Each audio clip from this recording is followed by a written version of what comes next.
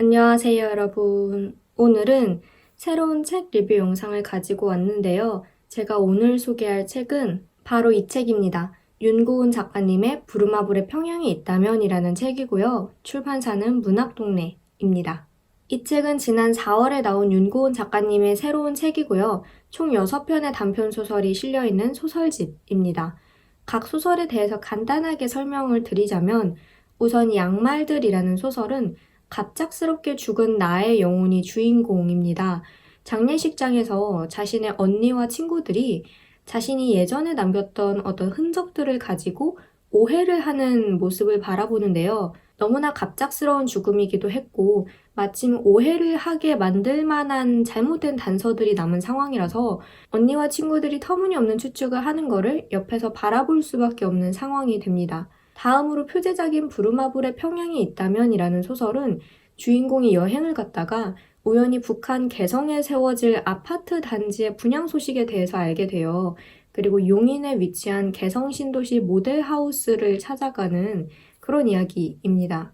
오믈렛이 달리는 밤은 이른바 로맨스 푸어라고 표현이 되는 연경이 같은 직장에서 함께 일하는 우준과 만나면서 벌어지는 이야기를 담고 있고요. 우리의 공진이라는 소설은 지정좌석제로 운영되는 프리미엄 통근버스가 주된 소재예요. 주인공은 자기가 앉는 좌석에 다른 시간대에는 어떤 여성이 고정적으로 앉는다라는 사실을 우연히 알게 되는데요. 좌석에 붙은 모니터의 메모장 기능을 통해서 그 여성과 메모로 대화를 나누면서 벌어지는 일을 담고 있습니다. 평범해진 처제라는 소설은 첫 소설집을 내고 난 후에 표고영이라는 이름의 옛 연인에게서 오랜만에 연락이 와서 다시 마주하게 된 여성의 이야기를 담고 있고, 마지막으로 물의 터널은 어린 시절 부잣집 아들이었던 재석에 대한 기억, 그의 집에 가서 놀았던 때의 기억에 대해 회상하고 어른이 되어 그를 다시 만나는 이야기를 담고 있습니다. 제가 이 책을 샀던, 엄밀히 말하자면 발견하자마자 확 끌렸던 이유는 제목 때문이었어요. 부루마블의 평양이 있다면 여러분은 부루마블의 평양이 있다면 어떨까라는 생각을 해보신 적이 있으신가요? 저는 단 한 번도 부루마블과 평양을 묶어서 생각해 본 적이 없었거든요. 그래서 일단은 그 단어를 한데 묶어놨다는 점이 정말 신선했고, 어떤 내용일까 너무 궁금해지더라고요. 그야말로 제목이 저를 확 끌어당긴 거였고, 제가 최근에 읽은 책들, 그리고 최근에 산 책들 중에 가장 제목이 매력적인 그런 책이었습니다. 제목만큼이나 내용도 정말 매력적인 소설이었습니다. 앞에서 각 소설에 대해서 간략하게 내용을 말씀드렸지만 우선은 독특한 설정에 정말 딱 보기에도 눈에 확 띄는 그런 설정의 소설들이 몇몇 있죠. 양말들과 부루마블의 평양이 있다면이라는 소설이 대표적인데, 양말들은 우선 환상의 요소를 끌고 왔다는 점, 그 장례식장에서 죽은 내가 유체 이탈을 하듯이 영혼만 잠시 깨어난 그런 설정을 끌고 왔고, 자신의 죽음에 대해 오해를 하는 언니와 친구들을 바로 옆에서 죽은 당사자가 바라본다라는 상황도 좀 독특해요.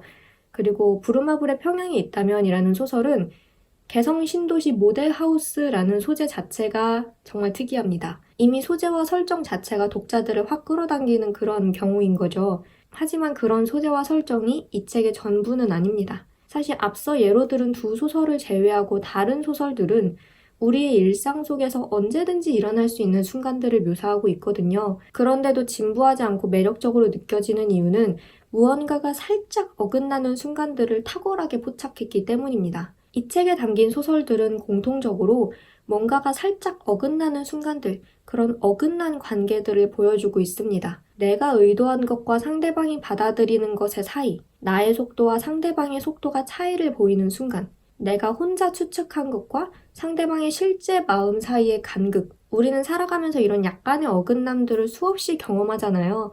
그리고 인간과 인간 사이의 수많은 에피소드와 갈등은 사실 이런 작은 차이에서 시작되기도 하고, 이 책은 주로 연인이나 부부, 과거에 사랑했던 사이, 혹은 사랑했을지도 모를 사이에서 보이는 그런 간극들을 그려냅니다. 이런 어긋남이 때로는 관계를 끝내기도 하고 또 때로는 관계를 연장시켜주기도 하죠. 저는 이 책을 읽고 나서 인간의 삶과 타인과의 관계가 흐르게 만드는 건 이런 무수히 많은 어긋남이라는 생각을 다시 한번 했어요. 당연한 이야기이기는 하지만 사실 평소에는 주로 굵직굵직한 에피소드를 위주로 생각하게 되잖아요.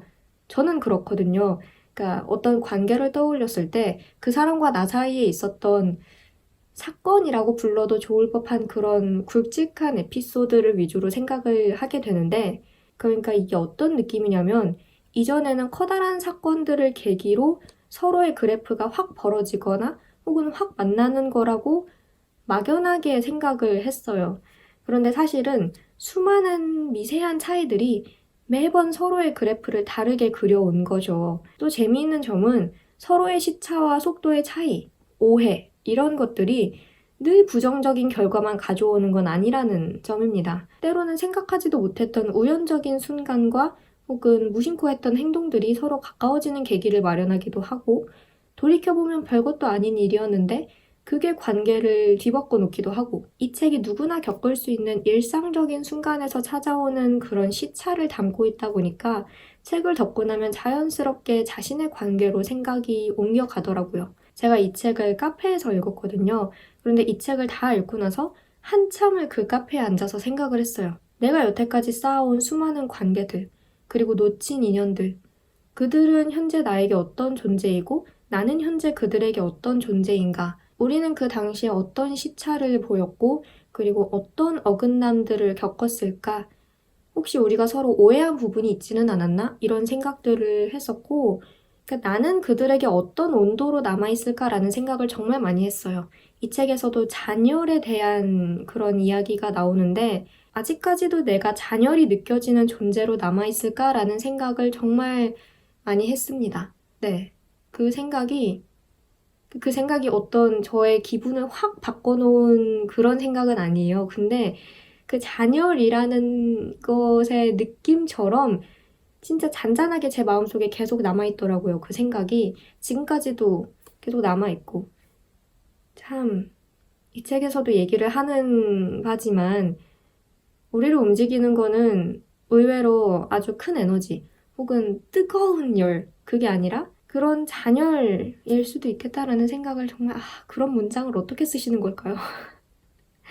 아무튼 네, 그런 생각들을 정말 많이 했습니다. 책을 읽으면서는 그런 생각들을 했고요. 조금 주제를 바꿔서 또 다른 이야기를 해보자면, 저는 이 책을 읽고 나서 이제 리뷰 영상을 만들어야겠다고 계획을 했을 때 제목 이야기를 안 할 수가 없다고 생각을 했습니다. 앞서 말씀드렸다시피 매력적인 제목이잖아요. 부루마블의 평양이 있다면. 어떤 내용일까 궁금해하지 않을 수 없는 그런 제목이고, 이 제목도 그렇고 또 제가 뭐에서 감탄을 했었냐면 오믈렛이 달리는 밤이라는 제목에서 감탄을 했습니다. 저는 이 두 제목을 보고 박수를 치고 싶었어요. 특히 오믈렛이 달리는 밤은 단편을 이제 결말까지 다 읽고 나서 다시 제목으로 돌아가서 정말 박수를 치고 싶은 이거는 이 책이랑은 별로 상관이 없는 개인적인 이야기이긴 한데, 제가 학교에서 소설 합평을 받고 또 다른 분들의 소설을 많이 읽으면서 제목에 대해 정말 많이 고민을 하고 있어요. 합평을 하다 보면 제목에 대한 이야기가 자주 나오거든요. 제 소설에서도 그렇고 다른 분들의 소설에서도 그렇고 너무 평범하고 밋밋한 제목이거나 혹은 소설의 내용이나 의미를 노골적으로 드러내는 제목이거나 혹은 의미 부여에 지나치게 집착해서 오히려 소설과 동떨어지는 제목들, 이런 경우가 정말 많거든요. 소설과도 잘 어울리면서 독자의 관심을 단번에 끌 수 있는 제목을 짓는다는 게 얼마나 어려운 일인지를 절절하게 깨닫고 있어요. 그런 점에서 저는 이 부루마블의 평양이 있다면이라는 제목과 오믈렛이 달리는 밤이라는 제목은 정말 그 부루마블과 평양, 오믈렛과 달리다라는 동사, 이 독특한 짝을 저는 어떻게 생각하신 건지 정말 의미도 있으면서 어깨에 힘이 너무 많이 들어간 것도 아니고, 그리고 약간은 장난스러운 그런 통통 튀는 느낌의 제목이라서 작가님 존경합니다. 정말 존경합니다. 제목이 소설의 내용과 의미를 잘 담고 있는 것도 물론 중요해요. 그런데 사실 저는 실제로 독자가 서점에 깔린 수많은 책들 사이에서 하필 이 책을 집게 만드는 그런 한 방을 가지는 것도 중요하다고 생각하거든요. 어쨌든 독자가 책을 읽어야 또 의미를 가질 수 있는 거니까. 그런 점에서 이 제목은 저는 진심으로 최근에 읽은 책들 중에 가장 매력적이고 가장 흥미로운 제목이라고 생각을 하고요. 제가 책 제목에 대해서 이렇게까지 길게 이야기한 적이 없었죠. 그 정도로 인상이 깊었다는 뜻입니다. 독자로서도 그렇고 요즘 제목 짓는 것 때문에 정말 미쳐버릴 것 같은 하평 수강생으로서도 그렇고 작가님 정말 존경합니다. 네, 이렇게 해서 윤고은 작가님의 부루마블의 평양이 있다면 이라는 책 리뷰를 해봤는데요. 사실 제가 이 표지 이야기도 좀 하고 싶었어요. 저는 이 책을 띠지를 끼운 상태로 읽었거든요. 딱 요렇게 읽었어요. 왜냐하면 제가 이 책을 서점에서 사고 나서 바로 직후에 카페에 가서 읽었기 때문에 뭐 띠지를 빼거나 그럴 겨를이 없었어요. 그럴 생각도 못하고 이 책을 읽었는데 이 책을 다 읽고 나서 이제 생각해보니 띠지가 있었어. 그래서 띠지를 살짝 들춰본 후에야 이 표지 그림을 제대로 볼 수 있었고 뒤늦게 매료가 됐습니다. 요런 표지거든요. 이 책의 분위기와 톤을 잘 보여주는 표지이기도 하고 이 그림자가 지은 모습도 너무 좋고 그리고 제가 이 책을 읽었을 때 그 카페 테이블의 모습이 이거랑 굉장히 비슷했어요. 이렇게 테이블에 그림자가 진 것도 그렇고 접시가 하나 올라가 있는 거 그리고 네, 여기 책이 한 권 있는 거 그 책을 읽던 그 당시의 상황과 이 책의 표지가 정말 비슷했어요. 그래서 또 한 번 의미 부여를 했죠. 그리고 새삼 느끼는 거지만 문학동네 출판사가 참 표지를 멋있게 잘 만드는 것 같아요.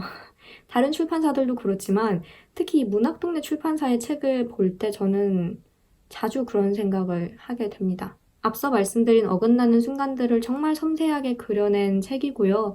이런 글을 쓰시는 작가님이 너무 부러웠어요. 그리고 그런 순간들을 놓치지 않고 포착해내는 그런 능력도 너무 부러웠고 감탄을 했고 여러분들께도 추천을 드리고 싶습니다. 아니, 일단 제목을 보면 이 책은 안 살 수가 없어요.